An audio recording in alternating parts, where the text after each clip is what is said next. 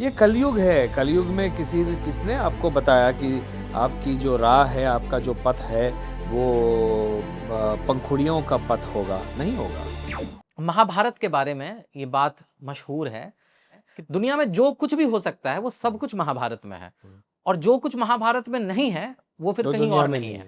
है। तो आज की जो युवा पीढ़ी है, जो ये जनजी ऑडियंस है, इनको अगर आसान भाषा में आप महाभारत का मर्म समझाना चाहेंगे तो वो क्या होगा सर? वो जीवन का दर्पण है। ये धार्मिक कथा नहीं है। ये मानवीय संबंधों की कथा है। क्योंकि जीवन में आपको रावण नहीं मिलेंगे, आज बहुत कम मिलेंगे। दुर्योधन, दुशासन, शकुनी अधिक मिलेंगे। तो राम बन के कलयुग में जिया नहीं जा सकता। कृष्ण बन के ही जीना पड़ेगा। हर कलयुग में हर मानवीय संबंध को किस दृष्टिकोण से देखना चाहिए, तटस्थ भाव से, ये महाभारत सिखाता है। उस भाव के बारे में अगर आप और इस जनरेशन के लिए बता सकेंगे, जो तटस्थ आपने यूज किया, ये देखिए, क्या होता है? मैं तटस्थ आदमी व्यक्ति विशेष को क्यों बनना चाहिए, ताकि वो बाहर से हर परिस्थिति का आकलन कर सके। ये मैं पढ़ता हूँ, बहुत बुरा लगता है मुझे। ये जो युवा पीढ़ी है, कुछ छोटा सा खुट हो जाए जीवन में तो डिप्रेशन में चले जाते हैं, क्योंकि वो तटस्थ भाव से उस परिस्थिति को नहीं देख पा रहे हैं, उसका आकलन नहीं कर पा रहे हैं।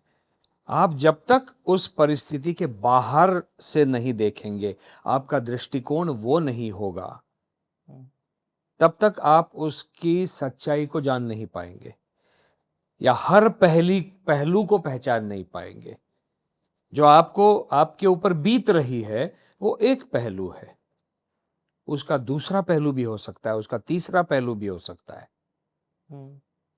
और उसके लिए कृष्ण जी ने स्वयं महाभारत में जो उपमा दी है, जिसको आज की जनरेशन मेटाफर कहूंगा तो समझ में आएगा, वो है कमल पत्ते की, कमल पत्र की। ब्रह्मण्याधाय कर्माणि संगम त्यक्त्वा करोति यः न स लिप्यते पापेन पद्मपत्रम इवाम्भसा। मतलब जो पत्ता होता है, पद्म पत्र, मतलब जो लोटस का लीफ, वो पानी के ऊपर तैर रहा होता है, लेकिन आप उसको हल्के से यूं उठा लेंगे तो पानी की एक बूंद भी उस पर नहीं दिखाई देगी। मतलब वो पानी से अछूता है, वो पानी पर तैर रहा है, अर्थात पानी जीवन है।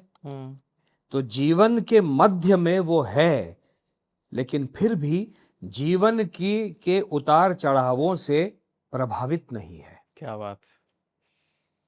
ये तटस्थ भाव है, ये स्थित प्रज्ञ का भाव है।